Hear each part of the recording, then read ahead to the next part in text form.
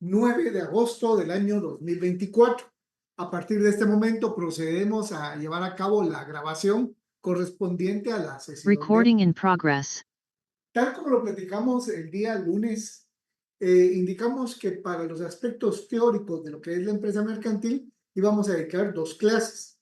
Y una fue el día lunes y la otra será lo que comentemos en los próximos minutos. Realmente en este curso de Derecho Mercantil 1, lo que nos interesa es que nuestros estudiantes conozcan aspectos básicos. Conforme pase el tiempo, vamos a ir desarrollando particularidades y cuestiones más especiales. Pero en este momento siéntanse cómodos, estamos conociendo aspectos generales y sobre esos aspectos generales son sobre los que se va a evaluar. Entonces, para recapitular, el día lunes hablamos sobre qué vamos a entender por una empresa mercantil y en este sentido lo que nosotros ciudadanos vamos a entender como empresa mercantil nos lo simplifica el artículo 655 del Código de Comercio, ya que este artículo nos da una definición de lo que la ley nos obliga a que nosotros tengamos que entender, independientemente de si estamos de acuerdo, si no estamos de acuerdo, si nos parece o no nos parece.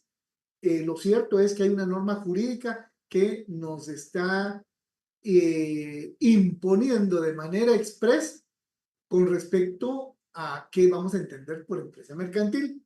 Y de esa cuenta el día lunes indicamos, se entiende por empresa mercantil el conjunto de trabajo, de elementos materiales y de valores incorpóreos coordinados para ofrecer al público con propósito de lucro o de manera sistemática bienes o servicios. La empresa mercantil será reputada como un bien mueble. Entonces partimos que la ley nos da una definición de qué vamos a entender la empresa por empresa mercantil. De esto insistimos. La empresa mercantil es un bien mueble y por lo tanto no le podemos atribuir derechos u obligaciones. Los derechos u obligaciones corresponden a los propietarios de la empresa mercantil y los propietarios de una empresa mercantil o va a ser un comerciante individual o va a ser un comerciante social. El comerciante individual y el comerciante social, ellos sí tienen personalidad jurídica. Esto lo dijimos el día de lunes, hoy los vuelvo a remarcar porque me interesa que tengamos claro que empresa mercantil y sociedad mercantil no es lo mismo. La empresa mercantil es un bien mueble y por lo tanto una cosa. La sociedad mercantil es un comerciante social y por lo tanto una persona. Dicho lo anterior, es importante también que desde ya nos demos cuenta en cuanto a la diferencia. Una cosa es que tengamos una empresa mercantil, pero resulta que si nos percatamos, nosotros escuchamos sobre otro tipo de empresas y vamos a mencionarlo. Vamos a ver, aquí hay una pregunta que hace Diego. O sea que hay empresas inscritas en la SAT sin ser ningún tipo de sociedad. Bueno, la pregunta para aclarar, Diego.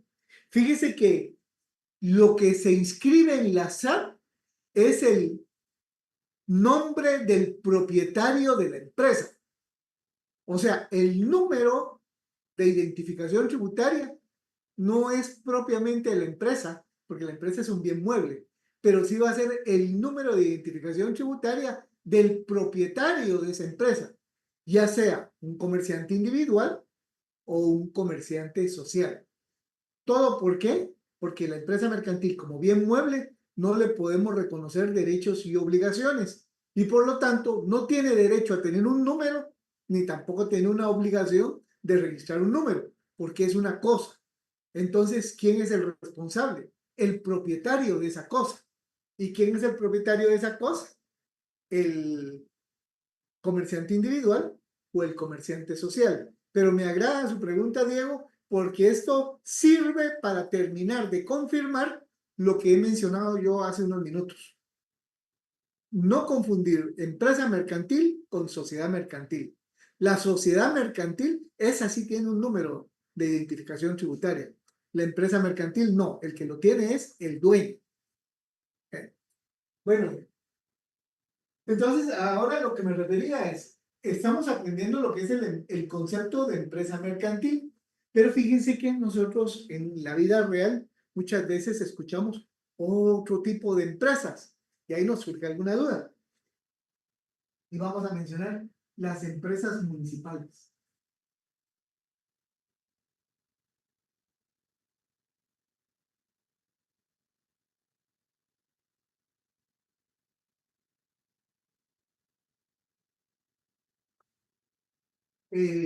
Por citar algunos ejemplos de empresas municipales, vamos a hablar de Empagua.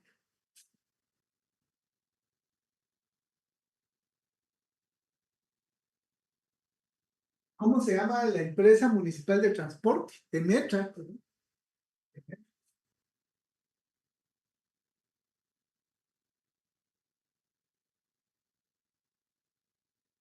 Tenemos empresas municipales y podríamos tener también empresas públicas.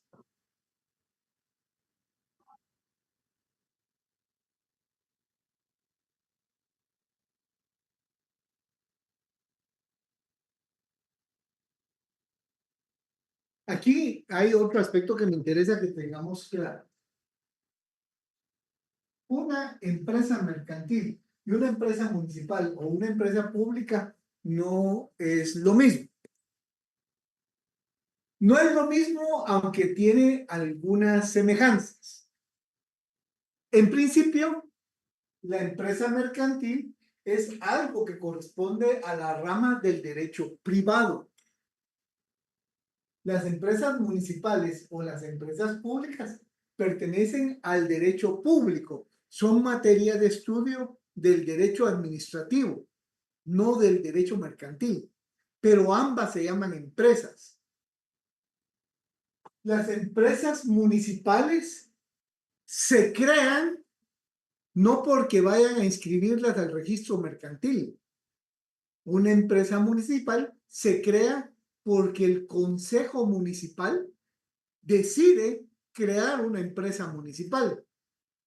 En derecho administrativo podemos confirmar si revisamos en nuestro código municipal, en el código municipal, dentro de las facultades que tienen los consejos municipales, está el de la creación de empresas municipales. En el caso de la ciudad de Guatemala, tenemos la empresa municipal de agua, en Pagua. Pero esta empresa en Pagua no es una empresa mercantil y por lo tanto no está inscrita en el registro mercantil. Entonces, ¿cómo es que existe? Existe porque su consejo municipal la creó en base a al código municipal, por eso es que lo creó. Y alguna empresa pública, que de momento no tenemos, pero bien podría suceder, es el Congreso de la República, a través de una ley orgánica, pues muy bien podría crear alguna empresa pública. En este caso, la forma de creación es distinta. Sin embargo, el concepto se sigue manejando. O sea, ¿y qué vamos a entender por empresa municipal o qué vamos a entender por una empresa pública? Vamos a entender también como el conjunto de bienes, de elemento personal, de valores incorpóreos que de manera coordinada y sistemática producen bienes y servicios. Lo único que vamos a quitar la palabra lucro, porque no son particulares los que se van a beneficiar. Entonces ahí diría, sin ánimo de lucro.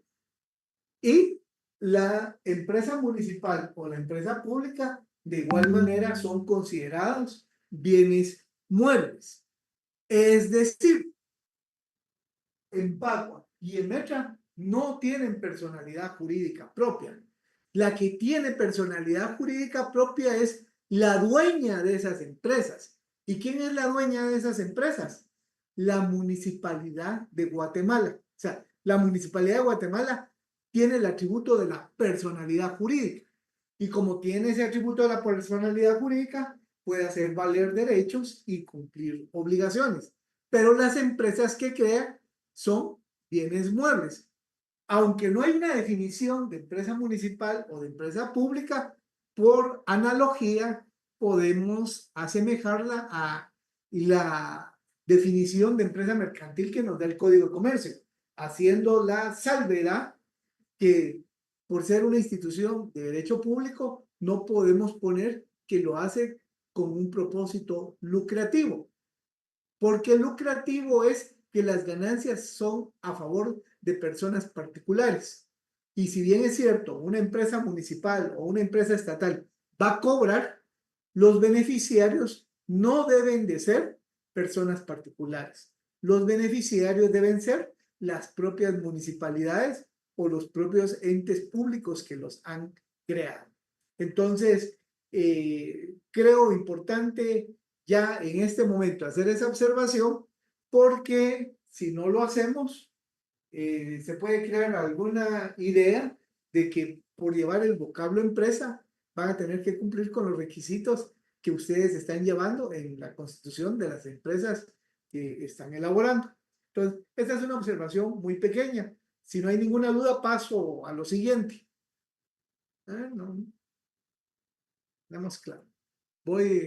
Si quieren tomar un screenshot, yo en este momento voy a proceder a borrar. Entonces, una empresa mercantil no es igual.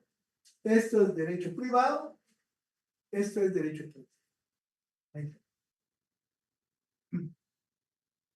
Bueno, luego, básicamente lo que me interesaba el lunes y que me interesa hoy terminar de confirmar es que el concepto de empresa mercantil al final es un conjunto de elementos. Eso es algo que tenemos que tener claro. La empresa mercantil es un conjunto de elementos. Y para confirmar que es un conjunto de elementos, les voy a pedir favor que nos podamos ubicar en la lectura del artículo 657.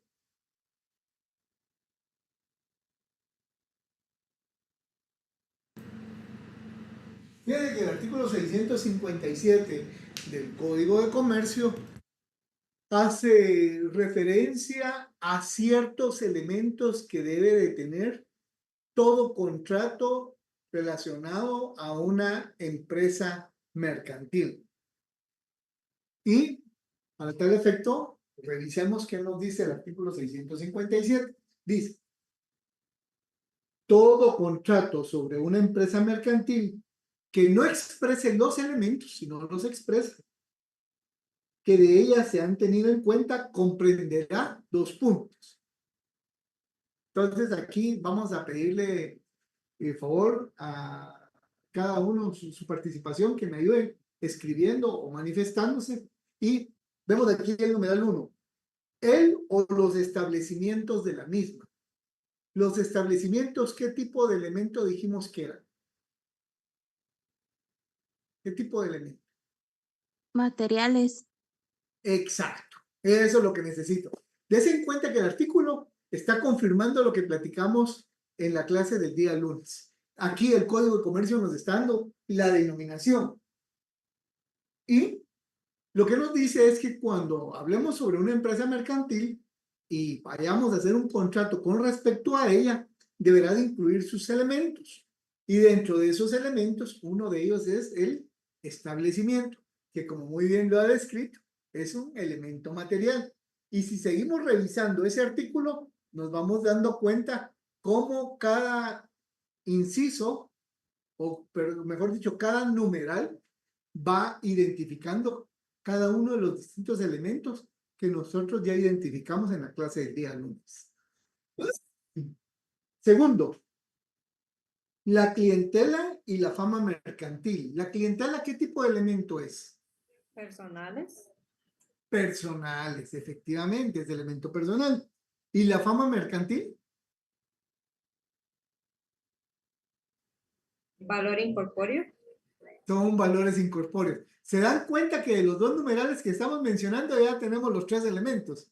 El establecimiento material, la clientela personal y la fama mercantil, valor incorpóreo. O sea, es la suma de esos tres elementos. Luego, el numeral tercero se refiere a el nombre comercial y los demás signos distintivos de la empresa y del establecimiento. Entonces, la pregunta es, ¿y el nombre comercial qué tipo de elemento es? Valor incorpóreo. Es un valor incorpóreo. ¿Y los signos distintivos?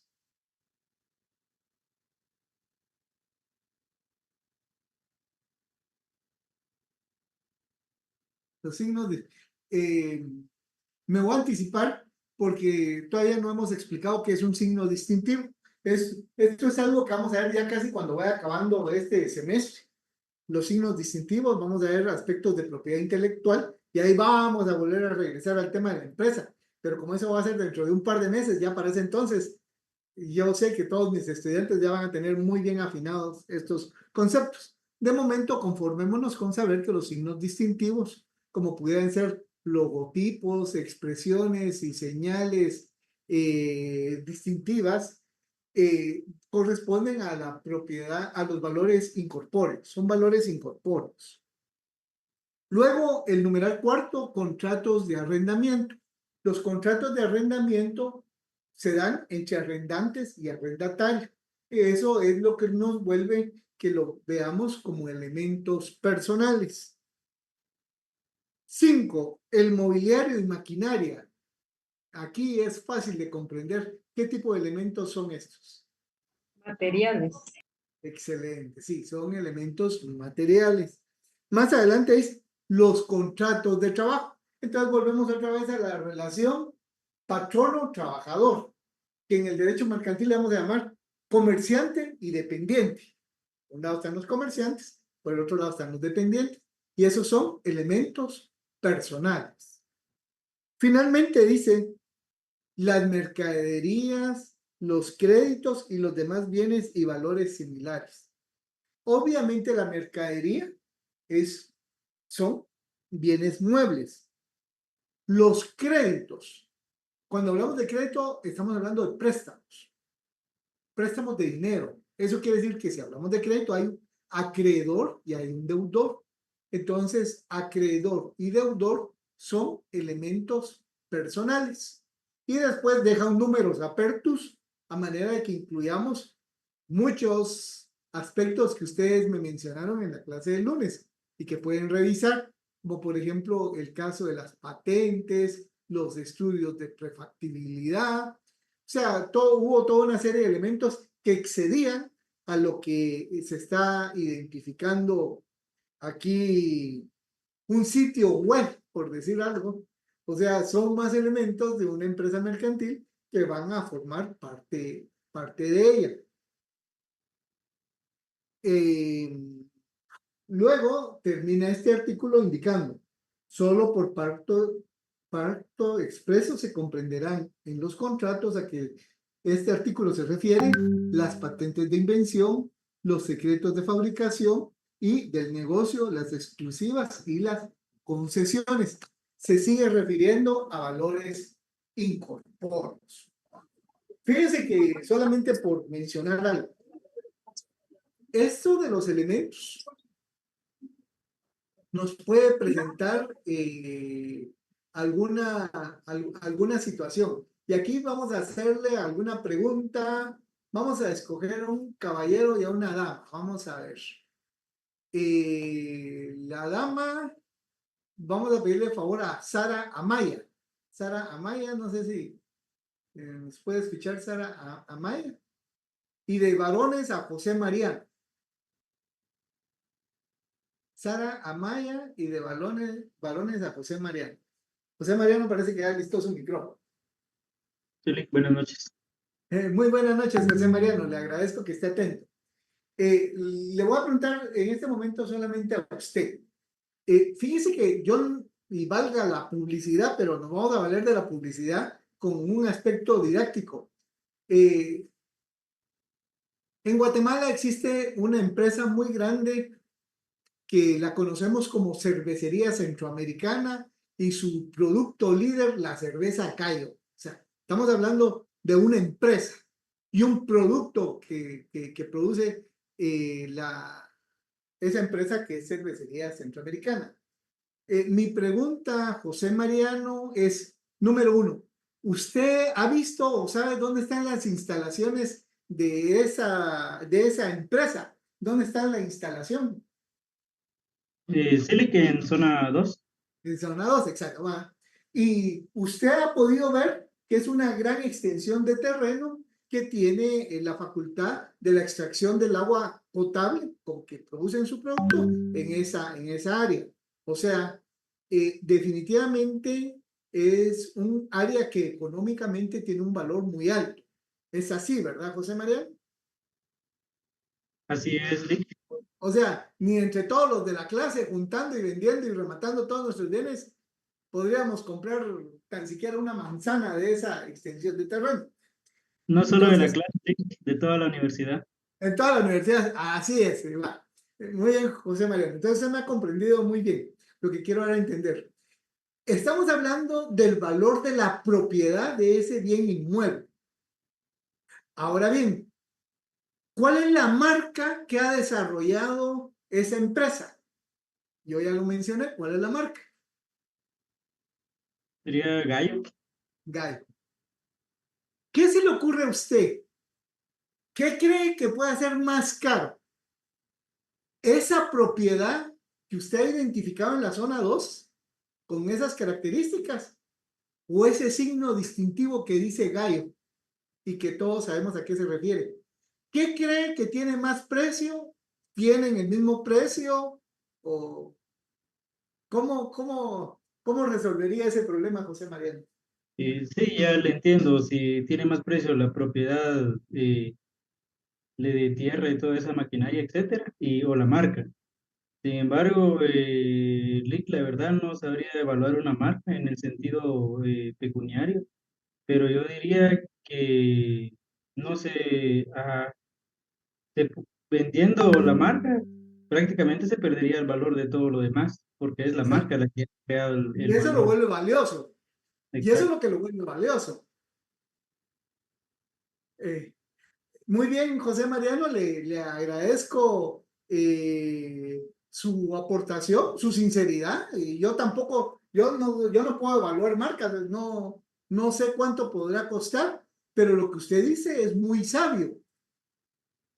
Si a esa propiedad, a esa instalación le quitamos la marca, ya la redujimos a un cuarto una cuarta parte del valor económico que tenía teniendo la marca. Entonces, yo hago mención de un negocio que todos conocemos de alguna manera, simple y sencillamente para llevarlos a la reflexión, que muchas veces esos valores incorpóreos que nos pudieran parecer tan intrascendentes, resulta que en determinado momento son los que van a sostener a una empresa. O sea, de ahí la importancia de ser un elemento muy importante y trascendente en una empresa mercantil. Y esa era la razón de ser del ejemplo. Y el que aprendamos a ponerle atención a cada uno de estos elementos, porque en su conjunto crean la empresa mercantil y en su conjunto son importantes. Y como lo vimos con el artículo 657, la ley nos dice que en todo contrato referente a una empresa mercantil tenemos que tomar en cuenta la negociación de esos elementos. Esos van incluidos en la empresa mercantil. Ahora bien, me quiero referir a otro artículo, el 656. El 656 se refiere a la transmisión.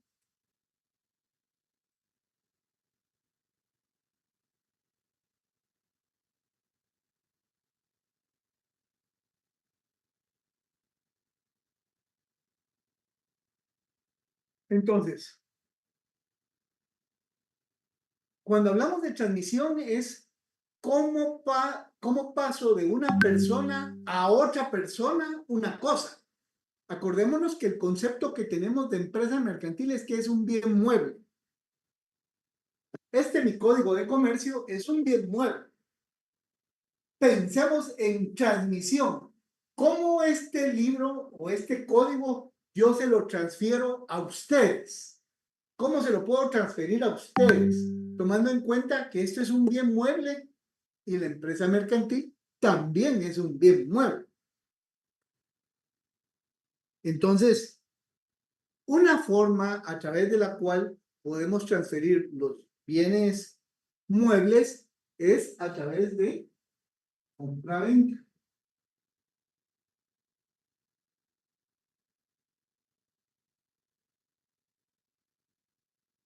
De igual manera, como que a José Mariano vengo yo y le digo, le transmito mi código de comercio. ¿Cómo? Se lo ven una compra-venta. ¿Qué hacemos? Yo le doy mi código y usted me paga una suma de dinero. Pero excelente, Andrés. Se ha anticipado. Muy bien, Andrés. Así me gusta, atentos. Otra forma, yo lo que quiero es que veamos que el mundo jurídico nos da muchas opciones. Otra es como lo ha mencionado Andrés, lo ha escrito ahí, la donación.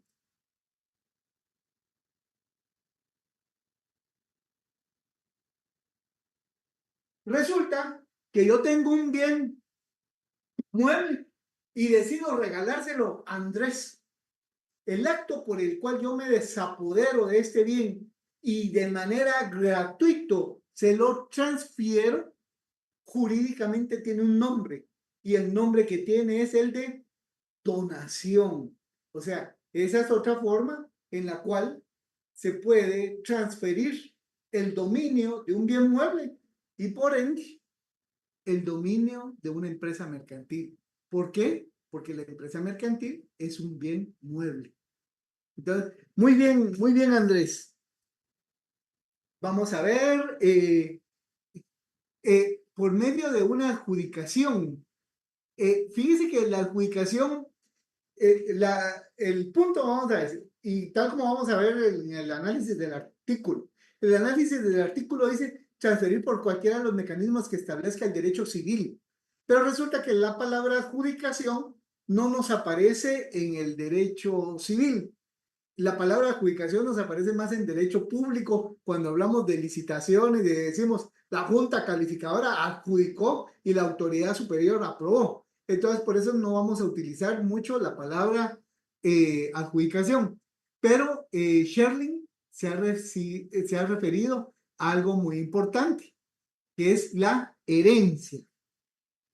Aquí vamos a utilizar mejor acto de última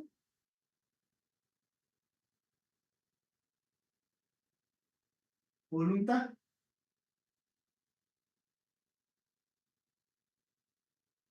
Y dentro de los actos de última voluntad, tenemos la herencia, como usted bien lo dice. Lo que pasa es que la herencia puede ser por testamento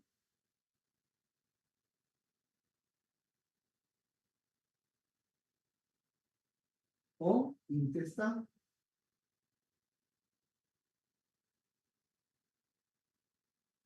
Entonces, vamos a ver. Andrés, veo que ya puso también otro que es correcto. Vamos a ver, Sherlyn y Daniel, los dos se refirieron a la herencia y vemos que es correcto. O sea, una empresa como cualquier bien mueble. Aquí no estamos aprendiendo solo de empresas mercantiles. Como futuros abogados, ustedes están aprendiendo cuáles son las figuras jurídicas a través de las cuales yo puedo trasladar el dominio de una cosa de una persona a otra. Y tenemos tres. Me voy a referir a una cuarta por efectos de aprovechar el tiempo. Ahí Sherlyn ya lo puso. Muy bien, Sherlyn. Se me adelantó. Después voy a regresar con Andrés. pero de momento me interesa la de Sherling, porque Sherling habla de la permuta, efectivamente.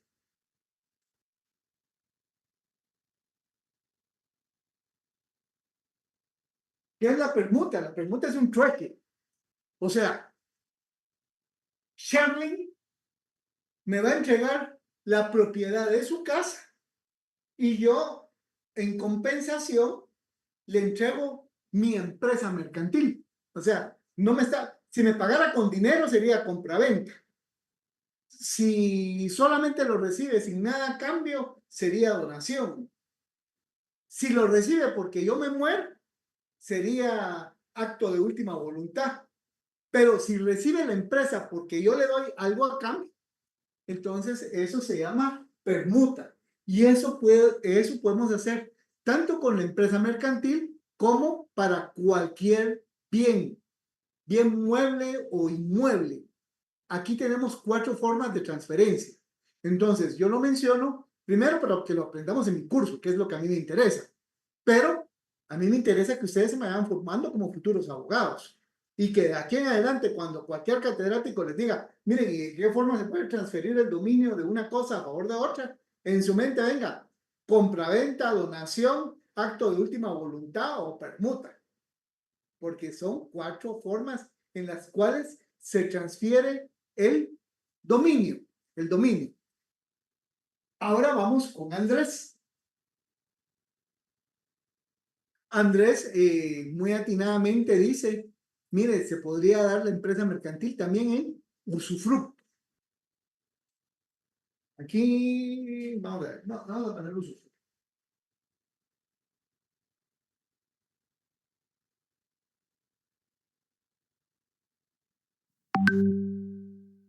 Usufructo. Usufructo es el usufructo es un derecho real. En Derecho Civil 2 lo estudiamos. En Derecho Civil se nos dijo que el usufructo es un derecho real, en el cual podría, muy bien, madre, ya vamos a repetir. El usufructo es un derecho real que consiste que una persona que se le denomina nudo propietario, transfiere la posesión, no el dominio, la posesión de una cosa a favor de otra persona que se denomina usufructuario. Pues lo mismo sería, yo soy el propietario de la empresa mercantil y se las voy a dar en usufructo a cualquiera de ustedes. Si yo decido darlas en usufructo, lo acordamos en un contrato, entonces yo, como nudo propietario, transfiero la posesión, no el dominio, transfiero la posesión de la empresa mercantil, que es un bien mueble, para que lo usen y lo disfruten, para que exploten la empresa mercantil. Entonces, tenemos el usufructo. Vamos a ver algunas preguntas. Madeline nos pregunta si puedo repetir las 4 formas de transferir el dominio, porque perdió la conexión. No hay ningún inconveniente. 4 formas de transferir el dominio son estas, ¿eh?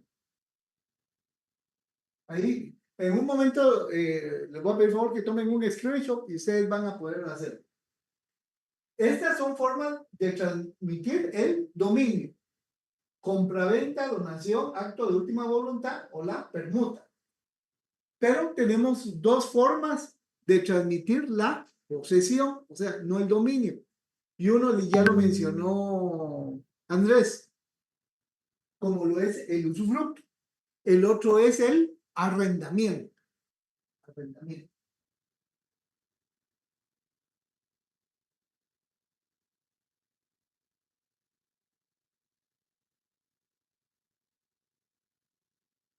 El otro es el arrendamiento. Lo que sucede es que el usufructo y el arrendamiento, ahí no se transfiere el dominio, ahí se transfiere la posesión. Karen Fuentes tiene una duda. Le escuchamos, No, Karen. Lick, ahorita fue que lo aclaró, es que me perdí un poquito cuando hablaba de las formas de transmisión y ya después tomó el usufructo y el arrendamiento, pero indicó que estas solo transferían La el, posesión. la posesión, no el dominio. La otra sí transfiere el dominio, ¿verdad? Exacto, exacto. Porque no es lo Gracias. mismo que yo, la oficina que tengo, se la haya comprado, porque si yo se la compro, yo adquirí el dominio. Si usted me la dona, si usted me la revoca, yo adquiero el dominio. Si usted muriera y yo soy el heredero, adquiero el dominio. Si cambiamos bienes y usted me lo transfiere, se transfirió el dominio. Pero cuando hablamos de usufructo, el dominio sigue siendo suyo. Yo lo que voy a tener es la posesión. Igual en el arrendamiento. Si yo le voy a alquilar un local, yo no estoy adquiriendo el dominio. Yo estoy adquiriendo la posesión. Eso se puede hacer en una empresa mercantil porque la empresa mercantil es un bien mueble, entendámoslo así. Y para que nos quede mejor percepción esta lógica, les diría, ¿será que yo, Víctor Alegría, puedo ser objeto de compraventa? ¿Puedo ser objeto de compraventa yo? Como persona, ¿no, licenciado? ¿Verdad que no? Rosana dice que sí. Vamos a ver. ¿Cómo, qué valor me da y quién sería mi dueño? Licenciado, usted, o sea, no se podría calcular un valor en una persona, pero sí Exacto, en una cosa. exacto. Porque las personas no somos cosas. Y eso es a lo que los quiero llevar. Yo como persona, yo no puedo ser motivo de ninguno de estos contratos. Yo no puedo ser objeto de compraventa. Yo no puedo ser objeto de donación. Yo no puedo ser objeto de un acto de última voluntad. Yo no puedo ser objeto de permuta. Tampoco puedo ser objeto de usufructo. Ni objeto de arrendamiento. Porque esos conceptos solamente se pueden aplicar a las cosas. Y menciono esto porque si ustedes entienden que yo como persona no estoy sujeto a este tipo de transacciones, de igual manera ustedes como personas tampoco lo podrían ser. En el derecho, solo en la época de la esclavitud, cuando los seres humanos eran cosas, podía suceder algo semejante. Pero en nuestro mundo derecho del mundo occidental, Rebasarlo a él primero. esto no es posible. Ahora bien, cuando hablamos de comerciantes sociales, aunque todavía no hemos entrado de lleno a estudiar lo que son los comerciantes sociales, pero los comerciantes sociales son las sociedades mercantiles, tampoco les aplica porque son personas. Eso quiere decir, desde ya, por favor, una sociedad anónima no puede ser objeto de compraventa, una sociedad anónima no puede ser objeto de donación, una sociedad anónima no puede ser objeto de acta de última voluntad, una sociedad anónima no puede ser objeto de permuta, Mira, una sociedad anónima no puede ser objeto de un grupo ni de un arrendamiento, porque son personas. Se puede llevar a cabo este tipo de contratos, pero con ciertas particularidades. Pero a mí hoy lo que me interesa es que sigamos destacando, porque no quiero que se les olvide o que duden en cuanto a que las empresas mercantiles son bienes muebles. Y por eso es que podemos referirnos a estas formas de transmisión, sea transmisión de dominio o transmisión de posesión. Vamos a ver, ahí alguien, Cristina nos pregunta. Los micrófonos, no, sí, disculpe, estamos tratando ahorita aquí de controlar. Gracias, Cristina, gracias, Elvis, muy amables. Entonces, esto es lo que es susceptible que le pueda suceder a una empresa mercantil, por ser un bien mueble. Entonces, yo me retiro por si desean tomar alguna fotografía y yo posteriormente voy a borrar.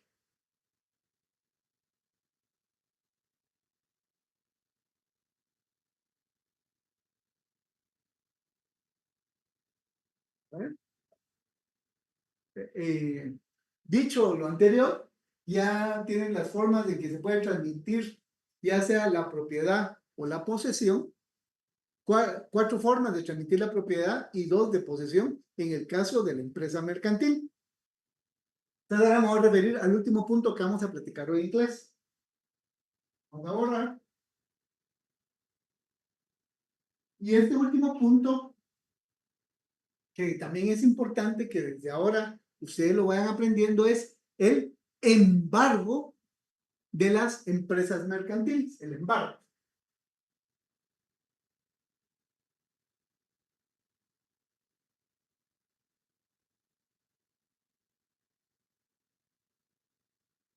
El embargo de las empresas mercantiles lo tenemos en el artículo 661.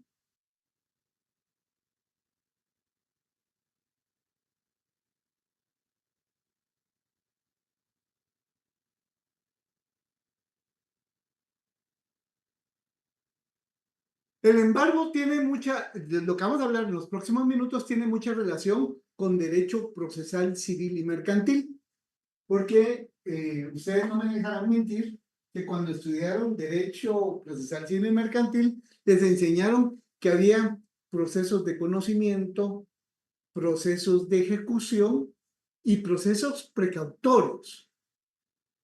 ¿Cuál era el propósito de un proceso precautorio? Garantizar las resultas de un proceso. ¿Qué acciones se pueden promover en un proceso precautorio? Aprendieron ahí el arraigo, la seguridad de las personas, el secuestro, la anotación de demanda, cualquier clase de medidas de urgencia. O sea, pero dentro de todas ellas está el embargo, el embargo. Eso lo estudiaron en Derecho Procesal Civil y Mercantil. Existe el embargo. Pero ¿qué sucede?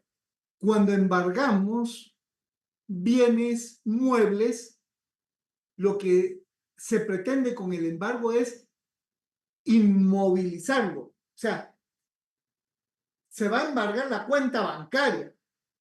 ¿Qué pasa con la cuenta? Se inmoviliza, o sea, ya no se toca la cuenta bancaria. Ya, si yo tenía dinero, no puedo tocarlo.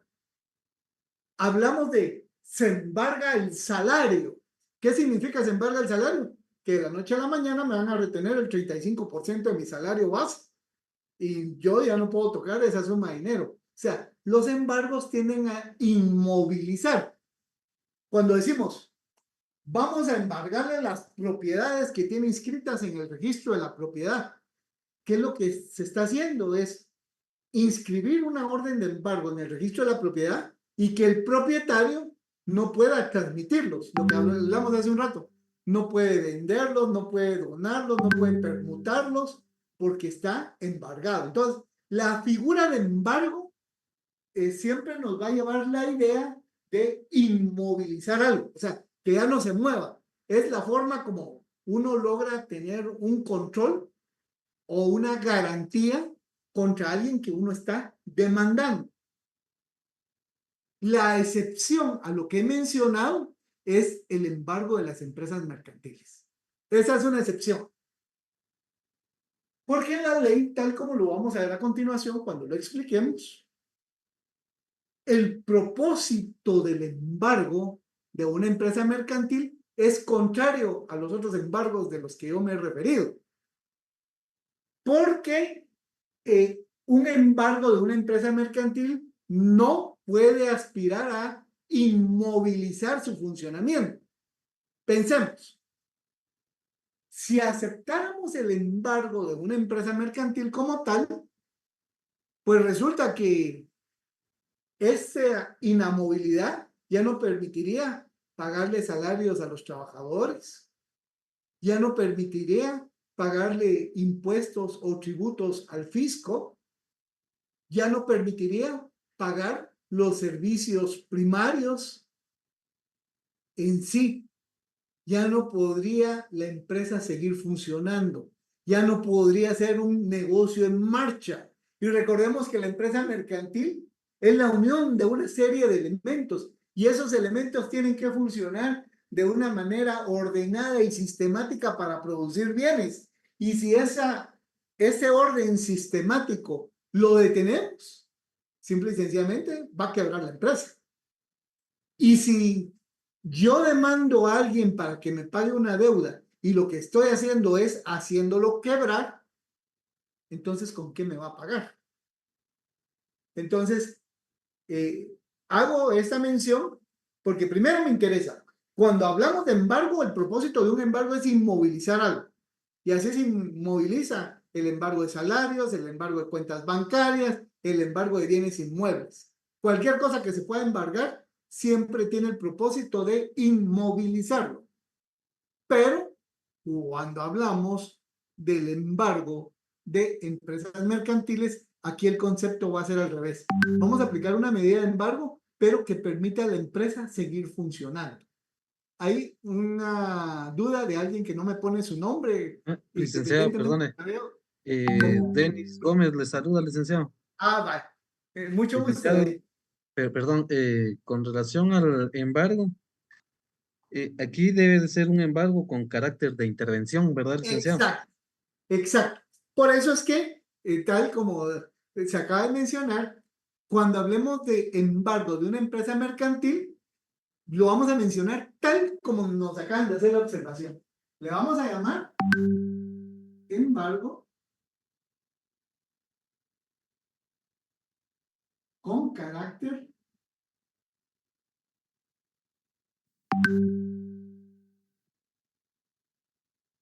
de intervención.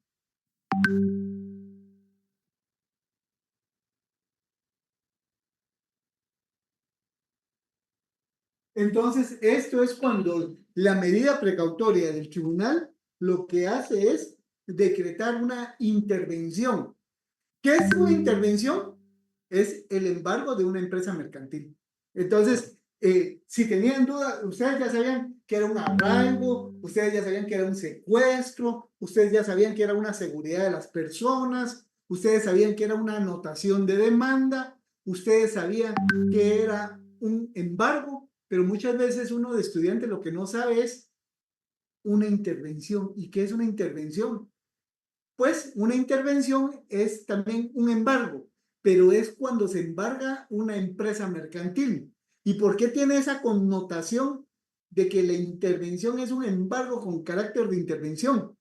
Porque un embargo con carácter de intervención lo que va a pretender es que, no obstante se decreta la medida precautoria, la empresa mercantil siga funcionando, a diferencia de los otros embargos a los cuales me he referido.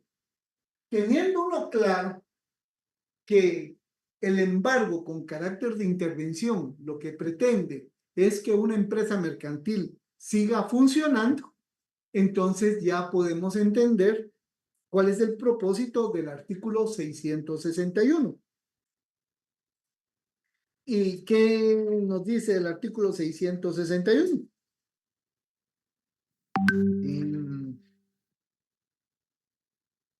Epígrafe dice embargo.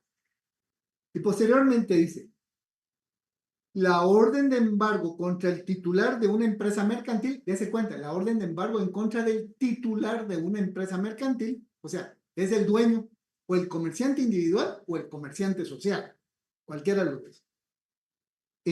Solo podrá recaer sobre esta en su conjunto o sobre uno o varios de sus establecimientos.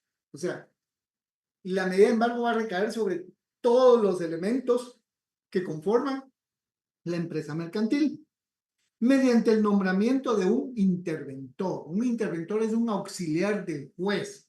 Se designa un interventor que se hará cargo de la caja para cubrir los gastos ordinarios o imprescindibles de la empresa. Des en cuenta, a mí me nombra el interventor de alguna de las empresas que ustedes están constituyendo.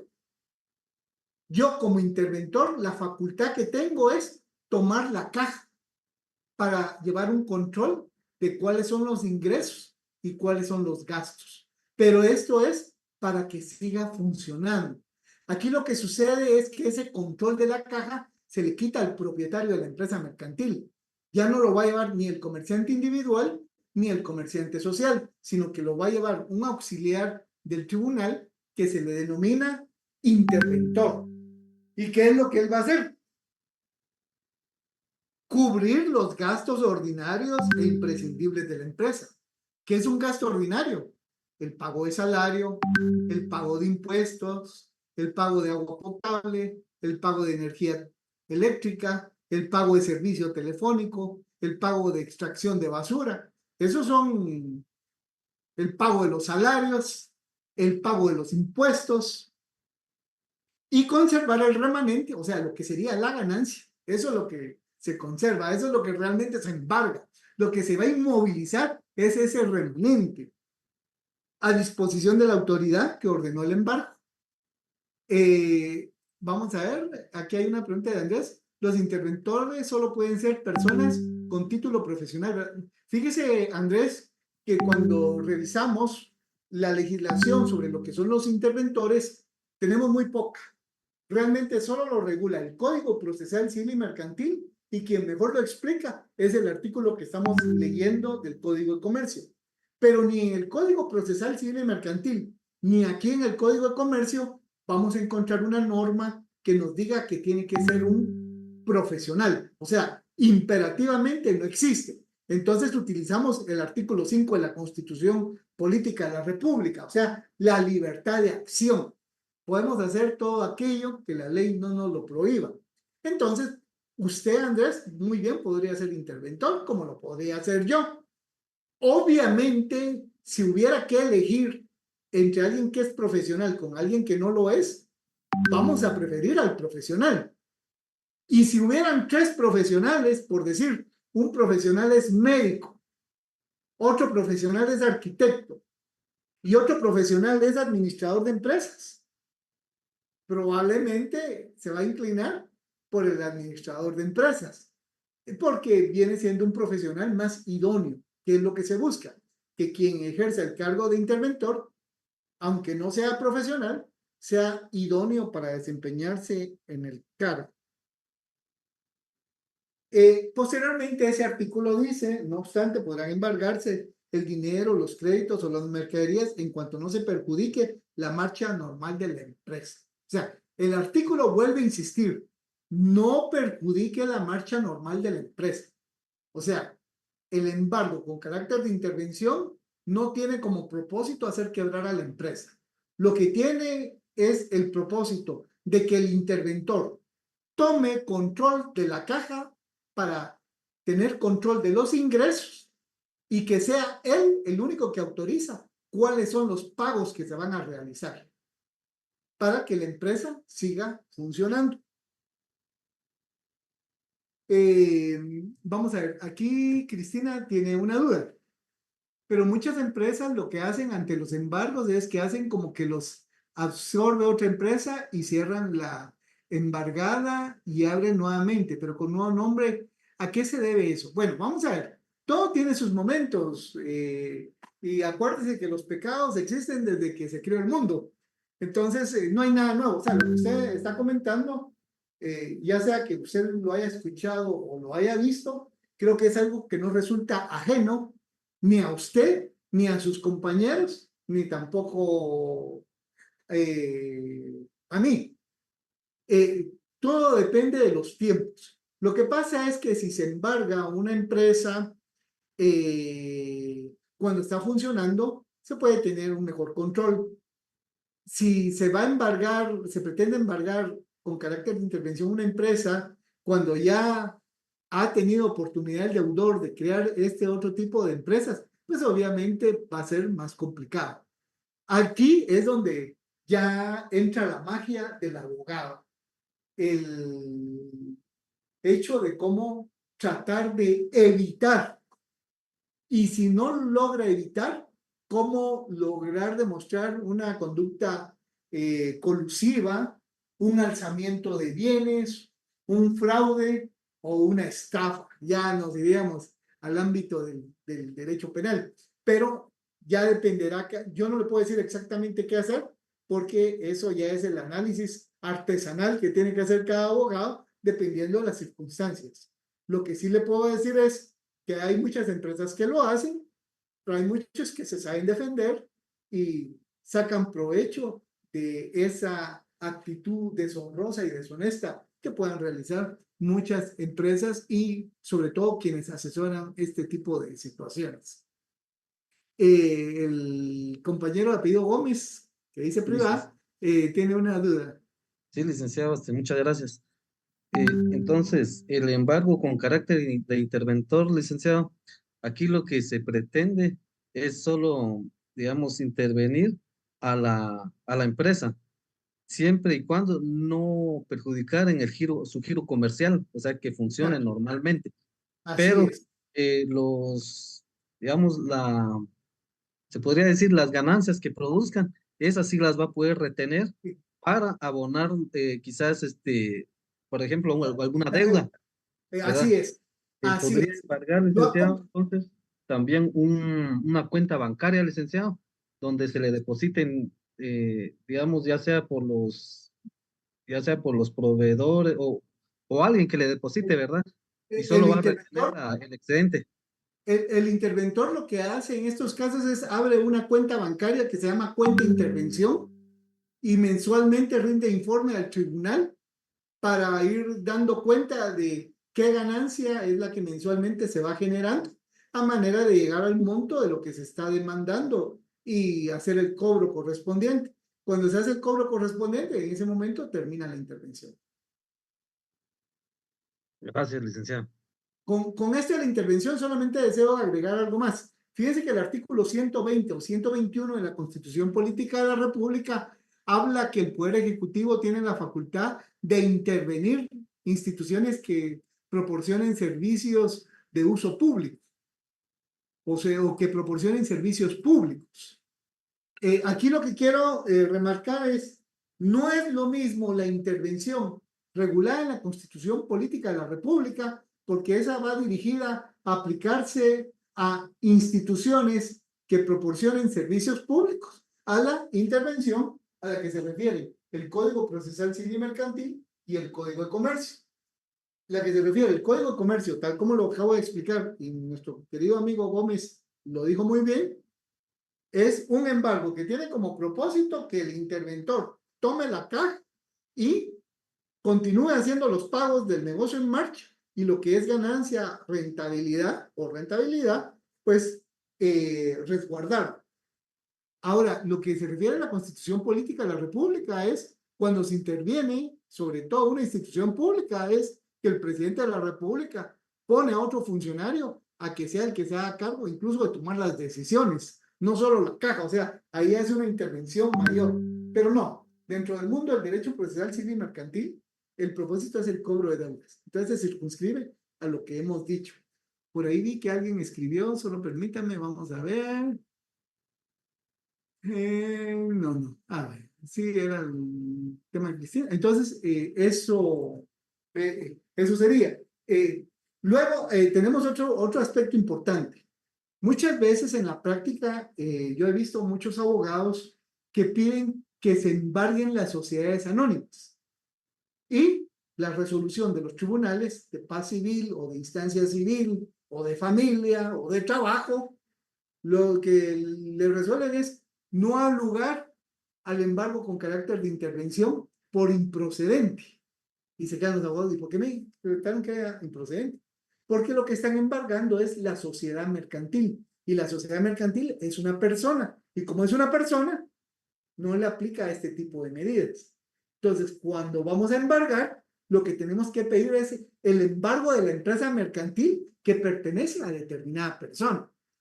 Puede ser persona individual o una persona jurídica colectiva, como cualquier comerciante social. Entonces, nuevamente, insisto, no confundir empresa mercantil con sociedad mercantil. La empresa mercantil sí se puede embargar con carácter de intervención, con las características de lo que he explicado. La sociedad mercantil, por ser una persona, así como no se puede vender, no se puede donar, no se puede dar en usufructo, por ser una persona, tampoco se puede embargar con carácter de intervención. Lo que se interviene es la empresa mercantil. Entonces, para concluir, que ya me pasé algunos minutos, vamos a ver, solo aquí hay una pregunta. Va a ver, Cristina. una empresa mercantil que esté en fideicomiso, ¿cómo quedaría? Fíjense que yo le puedo responder, Cristina, pero voy a distraer mucho la atención de sus compañeros y el motivo es que para poder explicar la situación de la empresa mercantil, tendría yo la necesidad de explicar antes qué es un fideicomiso, porque si no, no me van a entender. Y el contrato de fideicomiso es un contrato que me jacto de dominarlo muy bien, lo he trabajado, pero necesito el periodo completo para poder explicar lo que es el fideicomiso. Y hasta que yo pudiera explicar qué es el fideicomiso, entonces ya puedo hablar sobre la situación de la empresa mercantil. Esa es la situación por la que no lo haría yo en este momento, Cristina, valorando la importancia de su pregunta. María Alejandra, no le quedó claro lo que acaba de decir de embargar a la sociedad anónima. Lo que acabo de decir, María Alejandra, es que las sociedades anónimas, por ser personas jurídicas, no son susceptibles de embargo. Las empresas mercantiles, por ser bienes muebles y por lo tanto cosas, sí son susceptibles de embargo. Así, en resumen. Entonces, damas y caballeros, ya en un minuto el resumen, ¿qué hablamos hoy? No es lo mismo una empresa mercantil que una empresa municipal o una empresa pública. El origen de la empresa mercantil es su inscripción en el registro mercantil. El origen de la empresa municipal es la creación por parte de un consejo municipal o la empresa pública, la creación por una ley orgánica. Ese era uno. Después hablamos de los elementos que hay que tomar en cuenta en un contrato de empresa mercantil y ahí vimos sobre cada uno de los elementos que integran la empresa mercantil, el establecimiento, la mercancía, la clientela, la fama mercantil, vimos en el artículo 657. Posteriormente nos referimos a la transmisión de la empresa mercantil y vimos que si se transmite la propiedad, será la compra-venta, la donación, la permuta o un acto de última voluntad, como pudiera ser un proceso testamentario o un proceso intestado. Y si lo que transmitimos es la posesión, se dan las opciones del usufructo o el arrendamiento. Y finalmente hablamos del artículo 661 que se refiere a al embargo de una empresa mercantil, en el cual destacamos que aquí se va a denominar embargo con carácter de intervención. Ese vocablo de embargo con carácter de intervención refiere a que este es un embargo distinto a los otros conceptos de embargo que hemos platicado. Y procedimos a ver las últimas características. De momento aquí quedo porque ya me tengo que desplazar a la otra sección. Por favor, para el día lunes, ahí vamos a tener la oportunidad de saludarnos personalmente. Les recuerdo que puedan llevar su ley de protección del consumidor y usuario para que podamos empezar a platicar algo sobre esa ley. De momento les agradezco su atención y les deseo muy feliz noche y primero Dios nos estamos saludando el próximo día lunes. Recording stopped. Feliz noche, licenciado. Gracias.